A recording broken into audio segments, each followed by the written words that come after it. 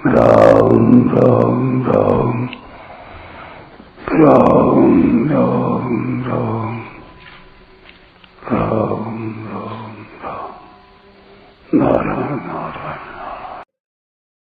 अहिंसा सत्यमक्रोधस्त्यागः शान्तिरपैशुनम् दया भूतेष्वलोलुप्त्वम् मार्दवम् ह्रीरचापलम्। अहिंसा, सत्य भाषण, क्रोध न करना, संसार की कामना का त्याग, अंतःकरण में राग द्वेष जनित हलचल का न होना, चुगली नहीं करना, प्राणियों पर दया करना, सांसारिक विषयों में न ललचाना, अंतःकरण की कोमलता, अकर्तव्य करने में लज्जा, चपलता का अभाव। व्याख्या: अहिंसा शरीर, मन, वाणी, भाव आदि के द्वारा किसी का भी किसी प्रकार से अनिष्ट न करने को तथा अनिष्ट न चाहने को अहिंसा कहते हैं। वास्तव में सर्वथा अहिंसा तब होती है जब मनुष्य संसार की तरफ से विमुख होकर परमात्मा की तरफ ही चलता है। उसके द्वारा अहिंसा का पालन स्वतः होता है। परंतु जो राग पूर्वक भोग बुद्धि से विषयों का सेवन करता है वह कभी सर्वथा अहिंसक नहीं हो सकता। वह अपना पतन तो करता ही है। जिन पदार्थों आदि को वह भोगता है उसका भी नाश करता है। जो संसार के सीमित पदार्थों को व्यक्तिगत न होने पर भी व्यक्तिगत मानकर सुख बुद्धि से भोगता है वो हिंसा ही करता है। कारण कि समष्टि संसार से सेवा के लिए मिले हुए पदार्थ, वस्तु, व्यक्ति आदि में से किसी को भी अपने भोग के लिए व्यक्तिगत मानना हिंसा ही है। यदि मनुष्य समष्टि संसार से मिली हुई वस्तु, पदार्थ, व्यक्ति आदि को संसार की ही मानकर निर्ममता पूर्वक संसार की सेवा में लगा दे तो वह हिंसा से बच सकता है और वही अहिंसक हो सकता है। जो सुख और भोग बुद्धि से भोगों का सेवन करता है, जिनको वे भोग पदार्थ नहीं मिलते, ऐसे अभावग्रस्तों को दुख संताप होता है। यह उनकी हिंसा ही है। क्योंकि भोगी व्यक्ति में अपना स्वार्थ और सुख बुद्धि रहती है तथा दूसरों के दुख की लापरवाही रहती है। परंतु जो संत महापुरुष केवल दूसरों का हित करने के लिए ही जीवन निर्वाह करते हैं, उनको देखकर किसी को दुख हो भी जाएगा तो अभी उनको हिंसा नहीं लगेगी, क्योंकि वे भोग बुद्धि से जीवन निर्वाह करते ही नहीं। शारीरम केवलं कर्म कुर्वन् नाप्नोति किल विषम, चौथे अध्याय का 21वां श्लोक। केवल परमात्मा की ओर चलने वाले के द्वारा हिंसा नहीं होती, क्योंकि वह भोग बुद्धि से पदार्थ आदि का सेवन नहीं करता। परमात्मा की ओर चलने वाला साधक शरीर, मन, वाणी द्वारा कभी किसी को दुख नहीं पहुंचाता। यदि उसकी बाह्य क्रियाओं से किसी को दुख होता है तो वह दुख उसके खुद के स्वभाव से ही होता है। साधक की तो भीतर से कभी किसी को किंचन मात्र भी दुख देने की भावना नहीं होनी चाहिए। उसका भाव निरंतर सबका हित करने का ही होना चाहिए। सर्वभूत हिते रताः। साधक की साधना में कोई बाधा डाल दे तो उसे उस पर क्रोध नहीं आता और न उसके मन में उसके अहित की भावना ही पैदा होती है। हाँ, परमात्मा की ओर चलने में बाधा पड़ने से उसको दुख हो सकता है, पर वह दुख भी सांसारिक दुख की तरह नहीं होता है। साधक को बाधा लगती है तो वो भगवान से पुकार करता है कि हे नाथ, मेरी कहां भूल हुई जिससे बाधा लग रही है। ऐसा विचार करके उसे रोना आ सकता है, पर बाधा डालने वाले के प्रति क्रोध द्वेष नहीं हो सकता। बाधा लगने पर साधक में तत्परता और सावधानी आती है। यदि उसमें बाधा डालने वाले के प्रति द्वेष होता है तो जितने अंश में द्वेष वृत्ति रहती है उतने अंश में तत्परता की कमी है, अपने साधन का आग्रह है। साधक में एक तत्परता होती है, एक आग्रह होता है। तत्परता होने से साधन में रुचि होती है और आग्रह होने से साधन में राग होता है। रुचि होने से अपने साधन में कहां कहां कमी है उसका ज्ञान होता है और उसे दूर करने की शक्ति आती है तथा उसे दूर करने की चेष्टा भी होती है। परंतु राग होने से साधन में विघ्न डालने वाले के साथ द्वेष होने की संभावना रहती है। वास्तव में देखा जाए तो साधन में हमारी रुचि कम होने से ही दूसरा हमारे साधन में बाधा डालता है। अगर साधन में हमारी रुचि कम न हो तो दूसरा हमारे साधन में बाधा नहीं डालेगा, प्रत्युत यह सोचकर उपेक्षा कर देगा, ये जिद्दी है, मानेगा नहीं, अतः जैसा चाहे वैसा करने दो। जैसे पुष्प से सुगंध स्वतः फैलती है, ऐसे ही साधक से स्वतः पारमार्थिक परमाणु फैलते हैं और वायुमंडल शुद्ध होता है। इससे उसके द्वारा स्वतः स्वाभाविक प्राणी मात्र का बड़ा भारी उपकार और हित होता है।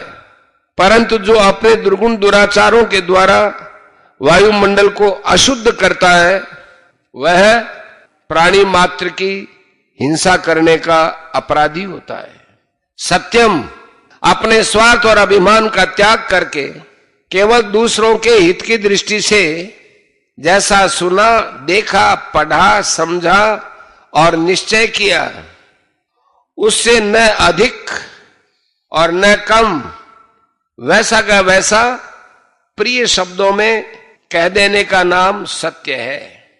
सत्य स्वरूप परमात्मा को पाने और जानने का एकमात्र उद्देश्य होने पर साधक के द्वारा मन, वाणी और क्रिया से असत्य व्यवहार नहीं हो सकता। उसके द्वारा सत्य व्यवहार सबके हित का व्यवहार ही होता है। जो सत्य को जानना चाहता है वह सत्य के ही सन्मुख रहता है। इसलिए अपने मन, वाणी, शरीर से जो क्रियाएं होती हैं वे सभी उत्साह पूर्वक सत्य की ओर चलने के लिए ही होती हैं। अक्रोध है, दूसरों का अनिष्ट करने के लिए अंतःकरण में जो जलनात्मक वृत्ति पैदा होती है वह क्रोध है। पर जब तक अंतःकरण में दूसरों का अनिष्ट करने की भावना पैदा नहीं होती तब तक वह क्षोभ है, क्रोध नहीं। परमात्मा प्राप्ति के उद्देश्य से साधन करने वाला मनुष्य अपना अपकार करने वाले का भी अनिष्ट नहीं करना चाहता। वह इस बात को समझता है कि अनिष्ट करने वाला व्यक्ति वास्तव में हमारा अनिष्ट कभी कर ही नहीं सकता। यह जो हमें दुख देने के लिए आया है, यह हमने पहले कोई गलती की है उसका फल है। अतः हमें शुद्ध कर रहा है, निर्मल कर रहा है। जैसे डॉक्टर किसी रुग्ण अंग को काटता है तो उस पर रोगी क्रोध नहीं करता, प्रत्युत उसे अच्छा मानता है, ठीक मानता है। उसके रुग्ण अंग को काटना तो ठीक करने के लिए ही है। ऐसे ही साधक को कोई अहित की भावना से किसी तरह से दुख देता है तो उसमें यह भावना पैदा होती है कि वह मुझे शुद्ध निर्मल बनाने में निमित्त बन रहा है, अतः उस पर क्रोध कैसे? वह तो हमारा उपकार कर रहा है और भविष्य के लिए सावधान कर रहा है कि जो गलती पहले की है आगे वैसी गलती न करूं। जो लोग साधक का हित करने वाले हैं, उसकी सेवा करने वाले हैं, वे तो साधक को सुख पहुंचाकर उसके पुण्यों का नाश करते हैं, पर साधक को उन पर क्रोध नहीं आता। उन पर साधक को यह विचार आता है कि वे जो मेरी सेवा करते हैं, मेरे अनुकूल आचरण करते हैं, यह तो उनकी सज्जनता है, उनका श्रेष्ठ भाव है। परंतु पुण्यों का नाश तो तब होता है जब मैं उनकी सेवा से सुख भोगता हूं। इस प्रकार साधक की दृष्टि सेवा करने वालों की अच्छाई, शुद्ध नियत पर ही जाती है। अतः साधक को न तो दुख देने वाले पर क्रोध होता है और न सुख देने वालों पर ही। त्याग, संसार से विमुख हो जाना ही असली त्याग है। साधक के जीवन में बाहर का और भीतर का दोनों का ही त्याग होना चाहिए। जैसे बाहर से पाप, अन्याय, अत्याचार, दुराचार आदि का और बाहरी सुख आराम आदि का त्याग भी करना चाहिए, और भीतर से सांसारिक नाशवान वस्तुओं की कामना का त्याग भी करना चाहिए। इसमें भी बाहर के त्याग की अपेक्षा भीतर की कामना का त्याग श्रेष्ठ है।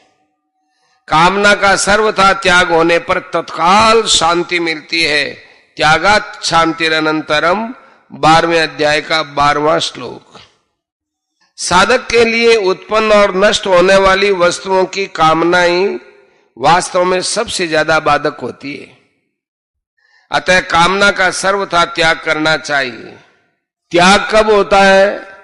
जब साधक का एकमात्र उद्देश्य परमात्मा प्राप्ति का ही हो जाता है।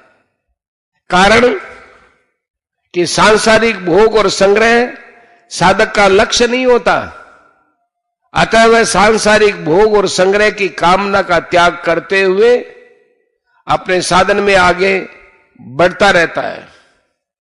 शांति, अंतःकरण में राग द्वेष जनित हलचल का न होना शांति है। क्योंकि संसार के साथ राग द्वेष करने से ही अंतःकरण में अशांति आती है, और उसके न होने से अंतःकरण स्वाभाविक ही शांत प्रसन्न रहता है। अनुकूलता से पुराने पुण्यों का नाश होता है और उसमें अपना स्वभाव सुधरने की अपेक्षा बिगड़ने की संभावना अधिक रहती है। परंतु प्रतिकूलता आने पर पापों का नाश होता है और अपने स्वभाव में भी सुधार होता है।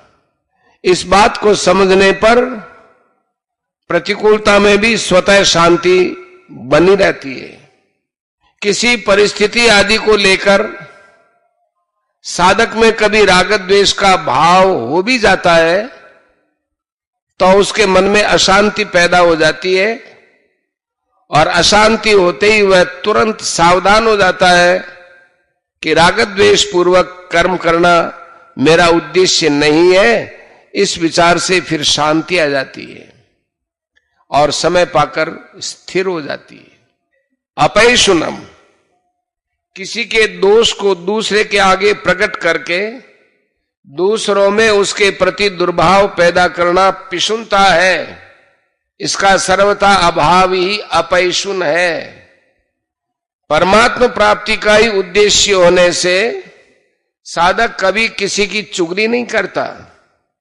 ज्यों-ज्यों उसका साधन आगे बढ़ता चला जाता है, त्यों ही त्यों उसकी दोष दृष्टि और द्वेष वृत्ति मिटकर दूसरों के प्रति उसका स्वतः ही अच्छा भाव होता चला जाता है।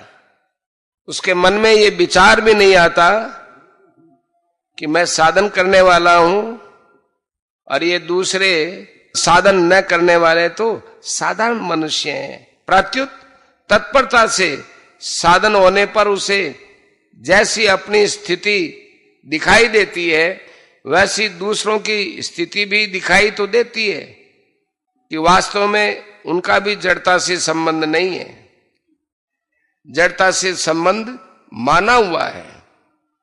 इस तरह जब उसकी दृष्टि में किसी का भी जड़ता से संबंध है ही नहीं, तो वह किसी का दोष किसी के प्रति क्यों प्रकट करेगा? भक्ति मार्ग वाला सर्वत्र अपने प्रभु को देखता है, ज्ञान मार्ग वाला केवल अपने स्वरूप को ही देखता है, और कर्मयोग मार्ग वाला अपने सेव्य को ही देखता है। इसलिए साधक किसी की बुराई, निंदा, चुगली आदि कर ही कैसे सकता है। भूतेषु दया, दूसरों को दुखी देखकर उनका दुख दूर करने की भावना को दया कहते हैं। भगवान की, संत महात्माओं की, साधक की और साधारण मनुष्यों की दया अलग अलग होती है।